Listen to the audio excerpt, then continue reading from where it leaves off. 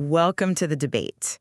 If you stand right in the middle of the Cairo Citadel today, you'll see this mechanical French clock. Right, a clock that has basically never worked. Exactly. And the crazy part is, to get this broken timepiece, the 19th century ruler of Egypt traded away a priceless, perfectly engineered ancient obelisk of Ramses II. Which is now sitting in Paris. Yeah, right in the Place de la Concorde.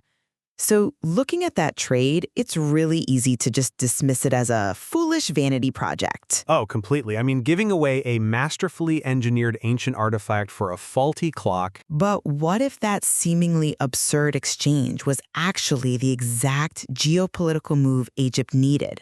To announce its arrival as a modern powerhouse. Because standing 200 meters above sea level at the Citadel of Saladin, looking down at the city of 1,000 minarets, we are constantly confronted by this tension.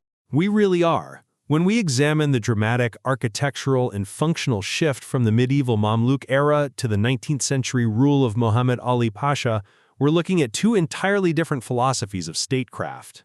Two philosophies carved right into the stone. And as we guide visitors through these complex layers in 2026, I represent the view that Muhammad Ali's radical overhaul of the fortress, despite being pretty ruthless, was the visionary modernization of Egypt. He dismantled a fractured medieval stronghold to build the centralized heart of a regional power. And I come at it from a different way. I argue that the Mamluk era represents the true, authentic architectural soul of the citadel. It was characterized by powerful simplicity, whereas Muhammad Ali just kind of paved over it with imported, superficial imperial opulence. Superficial opulence? I mean, compared to the geopolitical statement Muhammad Ali was making, the older Mamluk style was practically mute on the global stage. Mute? I wouldn't say mute. Well, his vision for the citadel, beginning around 1830, was an absolute masterclass in state building. He didn't just want a place to pray, he required a declaration of sovereignty. Sure, but he did that by erasing what was already there. He did it by commissioning the Turkish architect Yusuf Bushnuk to design the Alabaster Mosque. And by using the classical Ottoman style of Istanbul, he was deliberately blurring the lines of imperial hierarchy. He was the founder of modern Egypt. And you see that modernization trickle down into the very infrastructure of daily life. You're talking about the water taps? Yes, the Hanafiya. Take the introduction of the water taps into the mosque's courtyard. Prior to this, ritual washing for wudu required flowing water from a basin. And a lot of jurists actually objected to the mechanical tap initially. They did. But because the scholars of the Hanafi school permitted it, the Arabic word for a water tap in Egypt permanently became Hanafiya. Which is a fun linguistic quirk, I'll give you that. But it's more than that. It is the perfect mechanism of his era. It's this highly controversial technological modernization that forces a theological adaptation, and then it ultimately becomes the absolute standardized norm for millions of people. A standardized norm, sure. But the aesthetic and architectural cost of that standardization was staggering. How so? Well, if we want to understand the actual soul of the fortress, we have to look past that imported Ottoman grandeur. We need to look 500 years prior to the mosque of Al-Nasir Muhammad ibn Kalamun. The Mamluk Mosque? Right. This is where you find the authentic Egyptian architectural spirit. The Mamluk style didn't need to shout with European Baroque mimicry or these massive looming domes to project authority. It was definitely more subdued. It utilized a deliberate, powerful simplicity. When you walk into that open courtyard, you are surrounded by ancient Pharaonic and Ptolemaic columns. It is an architectural grafting. Grafting? Yes, they were taking the ancient indigenous rootstock of Egypt to grow a medieval empire. It acknowledges the layers of Egyptian history rather than attempting to just, erase them for a Turkish silhouette. But architectural grafting is essentially just recycling. I think recycling is a bit reductive. I mean, the recycling of columns might possess a certain historical romance, but it doesn't demonstrate the cohesive, forward-looking engineering required to pull a nation into the 19th century. I disagree. Muhammad Ali wasn't interested in romanticizing the past. He had to build a unified future. I'm sorry, but I just don't buy that Mamluk architecture was merely looking backward. It was highly innovative. It often outpaced the technology of its time. In what way? Just look at the upper walls of Al-Nasir Muhammad. They utilized blue and light green ceramic Ashani tiles. Which are beautiful, yes. But they were a breathtaking material innovation, completely unprecedented in Egypt at the time. It required complex glazing and firing techniques that the region had never mastered before. Okay, the tile work is impressive. And observe the Western minaret. It features a highly unique bulbous dome that defies all standard Mamluk design conventions. It proves they were constantly experimenting with form. Fair point. But the most crucial distinction is how their architecture functionally interacted with the world. The Mamluks installed the Muzwala. Ah, the sundial. Yes, a brilliantly precise stone sundial. And this wasn't decorative. The shadows moving across those deeply carved marble lines dictated the exact prayer times for the entire city based on the actual organic movement of the cosmos. Right, it was functional. It tied the spiritual life of Cairo directly to the rotation of the earth. Compare that organic integration to Muhammad Ali trading away an irreplaceable marvel of ancient Egyptian engineering for a French clock that failed to keep time almost the moment it arrived in 1845.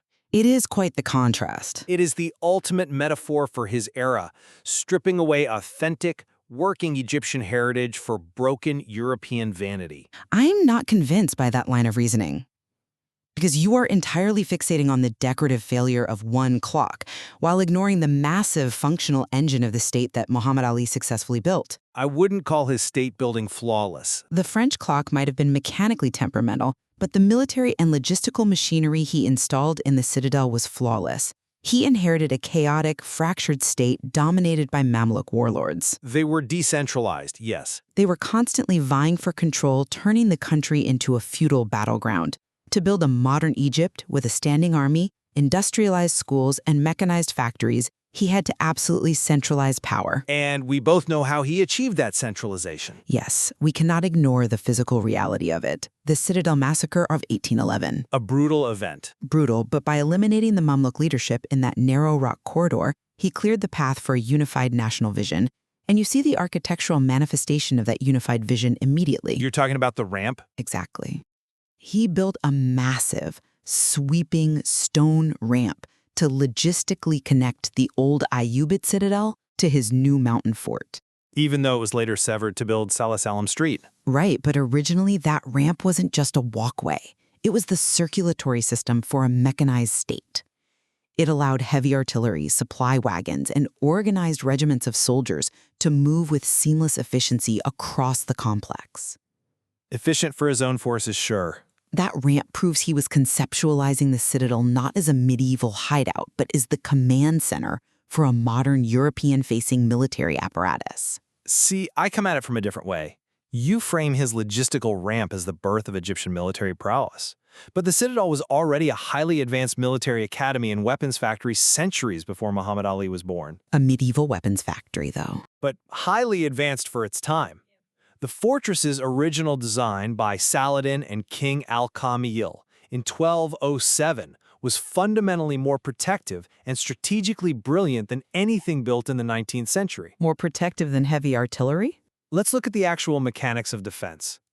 The Ayyubid and Mamluk forces utilized the manjanik, The catapults. the ancient torsion-powered catapults. Visitors exploring the grounds today can still study models of these machines, and they are marvels of physics. They are interesting to look at. They were not crude wooden spoons flicking rocks. They relied on sophisticated torsion energy. Soldiers would wind thick, tightly woven ropes around massive wooden winches to build up incredible tension. Right, kinetic energy. Exactly. When the locking mechanism was released, that stored kinetic energy transferred instantly to the throwing arm. It hurled stones weighing dozens of kilograms over vast distances with pinpoint accuracy. It's impressive engineering for the 13th century. Furthermore, they launched incendiary payloads, burning cloth and specialized naphtha to incinerate enemy siege towers. The Mamluk Citadel was a self-sustaining, technologically advanced war machine that taught the entire region how to defend borders. Okay, but Wait, just to finish the thought, Muhammad Ali's stone ramp didn't protect Egypt from outside invaders. It was simply an internal highway to manage his own centralized, top-down suppression of the local population. I see why you think that, but let me give you a different perspective on technological advancement. You are praising the physics of throwing rocks and burning cloth.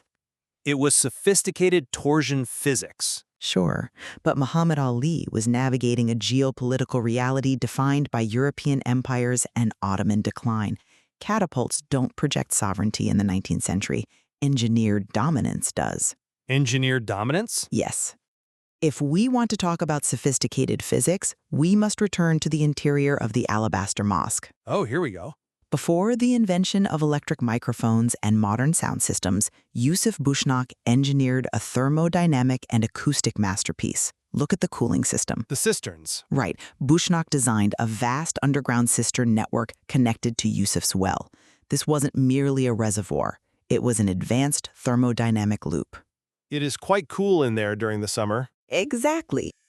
The cold water deep underground cooled the air, which was strategically channeled upward through the massive stone structure.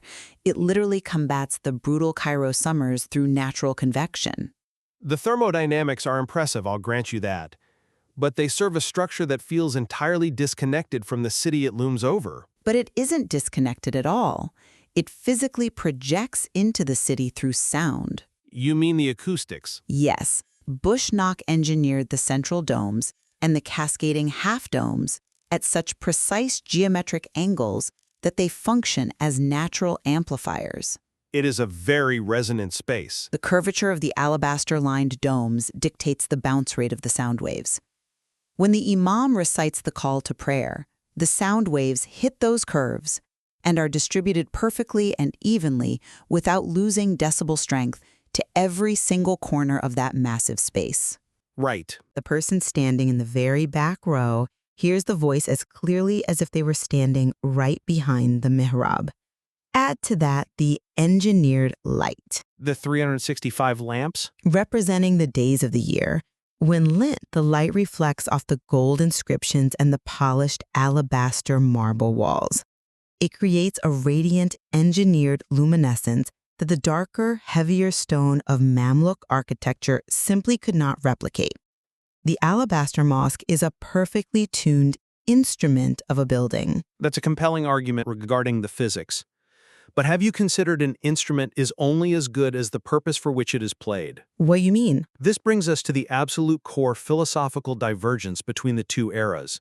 Mamluk architecture, with its open courtyards like Al-Nasir Muhammad, invites the sky in. It is very open. It breathes with the city.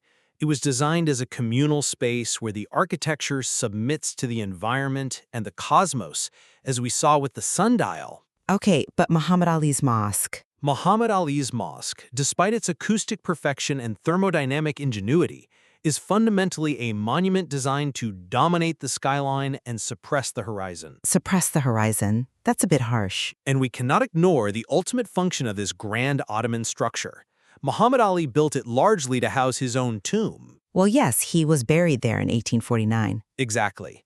The intricate Baroque and Rococo details, the gold watermarks, the massive cascading domes, they were not engineered to create a spiritual refuge for the Egyptian people.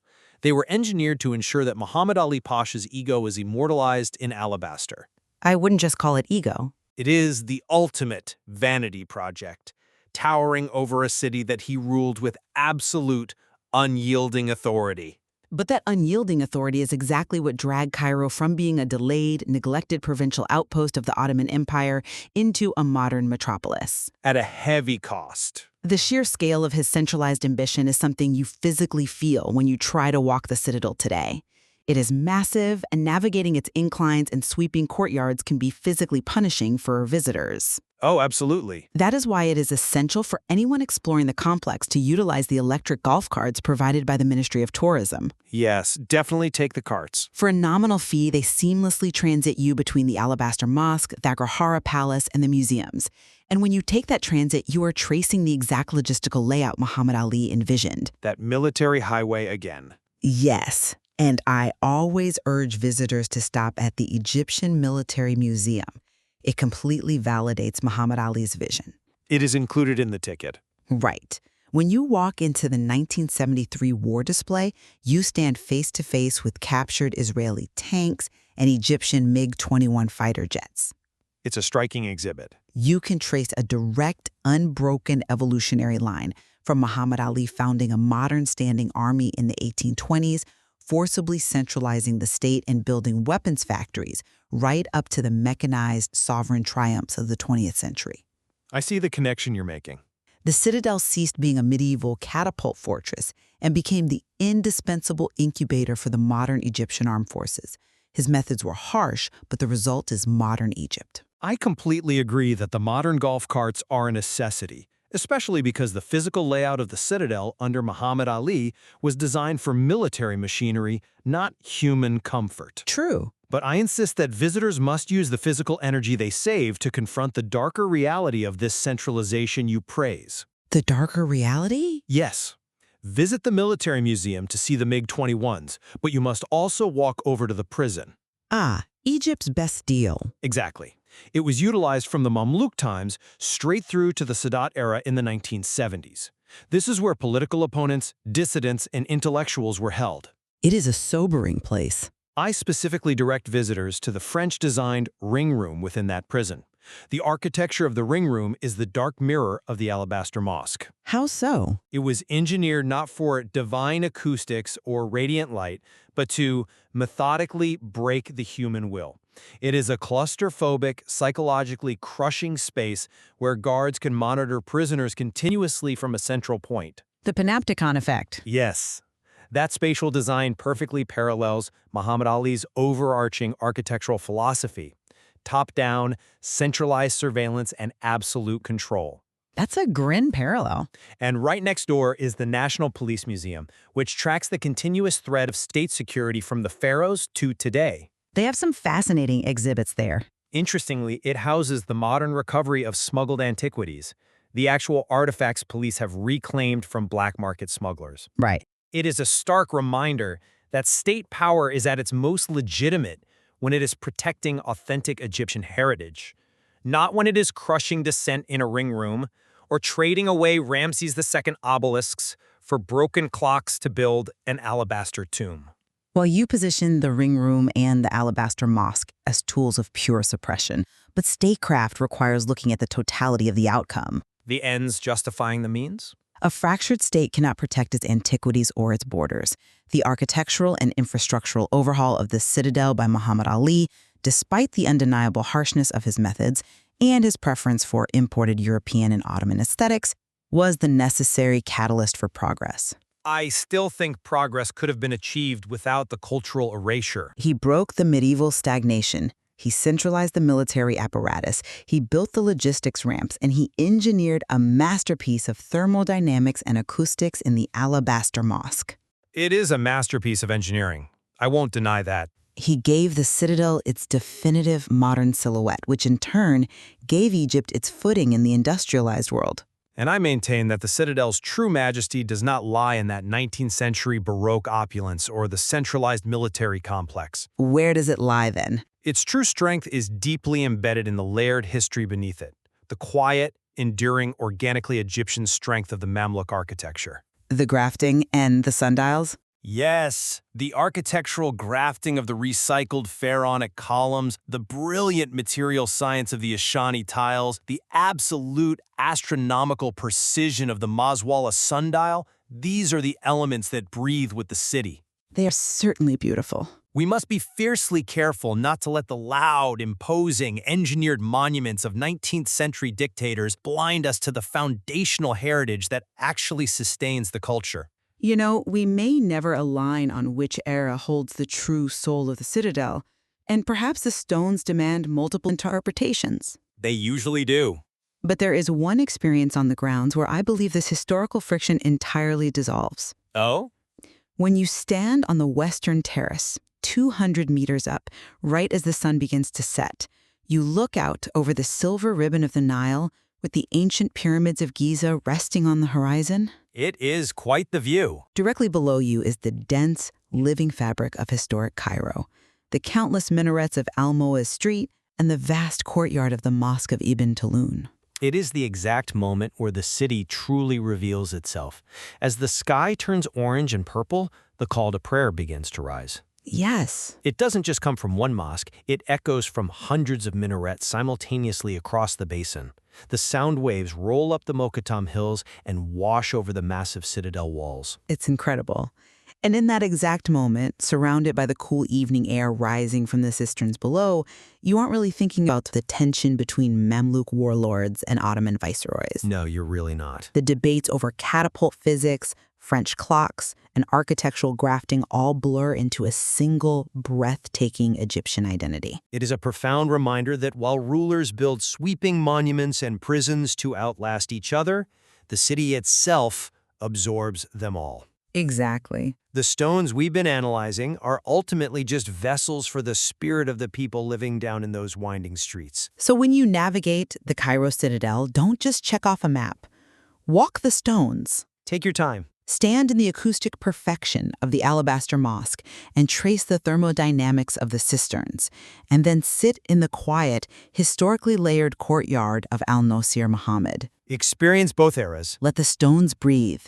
Listen to the echoes of both eras, and decide for yourself which vision of Egypt resonates most deeply with you. The city is waiting to tell you its secrets. It always is. Until next time.